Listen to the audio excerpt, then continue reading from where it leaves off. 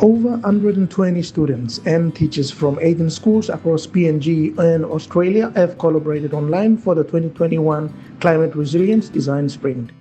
I'd like to begin by acknowledging the traditional owners of the land in which we meet today. So Anna and I are digitally connecting from the land of the Gubbi Gubbi Cubbi Cubbi people of the Sunshine Coast region. But I'd also like to acknowledge the Indigenous people across all of Australia and Papua New Guinea from where you're all meeting today. The aim of the program was to explore what it means to be a healthy and resilient community in the face of climate change, and in particular, the impact of storms. Well, climate change is the single greatest challenge that we face. And although this is a huge challenge for us, this challenge also unites us because regardless of where we live, we face this challenge together. Using a design thinking framework, participants were challenged to create prototype solutions to mitigate the impact of storms. You will have your own views and your own lived experience that will inform how you look at climate change and how you've experienced it. And if there's any mitigation or adaptation strategies that you're already aware of in your communities.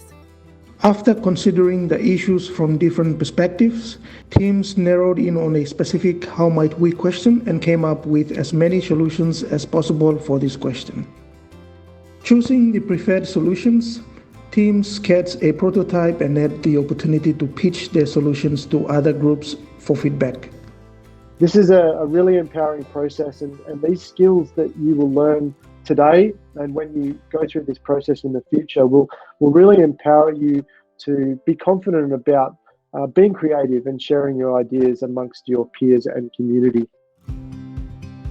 The team from Ayura National School of Excellence developed ideas for a wearable storm warning system. It vibrates to let the people who are wearing it know that there will be an incoming storm in 30 minutes time. St. Paul's College in Kimsey designed emergency communication and livestock monitoring system for farmers. The first is a battery-powered walkie-talkie planted in each agricultural vehicle, and it runs on fuel and batteries. St. Gabriel's Technical Secondary School devised an education program for farming drought-resilient foods. The challenge we face is how might we be able to access food supplies during this drought when Fly River water levels drop. Sugary National School of Excellence developed ideas for a flood diversion system that also helps keep waterways clean. So what we're trying to do to stop this or reduce the effect is when the water gets flooded, we want to build outlets at the side of the waters, as you can see these outlets. So these outlets will be placed at certain points that would absorb the excess water. Welcome to PEAK. Preparation, Emergency, Assistance, Kits. Bundaberg State High School designed a mobile app that provides information and checklists in times of emergency.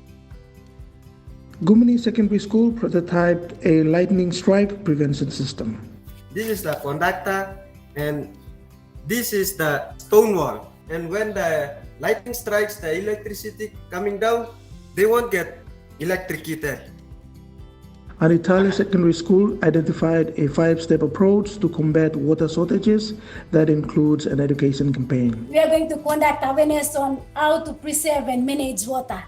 Helston Agricultural High School developed an app that tracks flood waters and sends alerts to affected areas.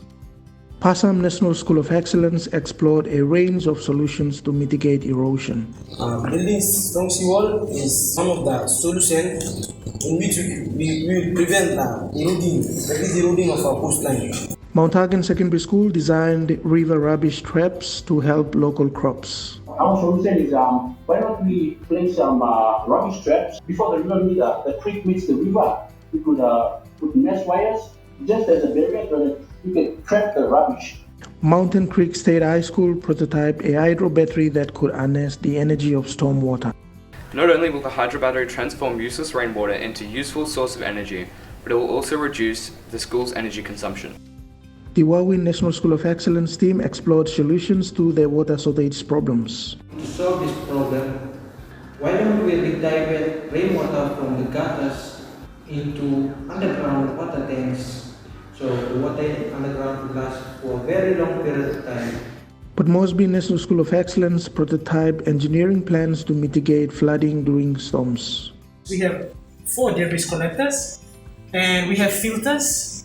We have 2 main tanks. We have a minor tank, and we have a water storage system up here. St. Xavier's College planned a disaster relief initiative that utilized Defence Force logistics. Resources that will be transported include non-perishable foods, medical supplies and medical assistance, blankets, fresh cleaning water, radios and clean clothing. St. Mary's Asitavi Secondary School developed plans for a water collection system to help solve water shortage issues. We'll have 2 reservoirs, one for the water coming from the river and the other from the rainwaters, which will supply water for cooking and drinking to the teachers' houses and the school. Caravat National School of Excellence devised plans for a high-tech structure called the Nitro Tower. Lightning will speed up the process of turning nitrogen into nitrogen oxide that will be usable for lamps.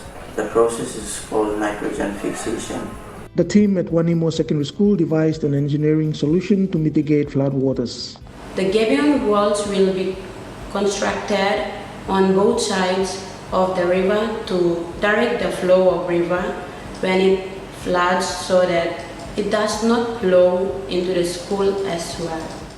St. Paul's School in Queensland developed plans for an app-based warning system and community awareness campaign.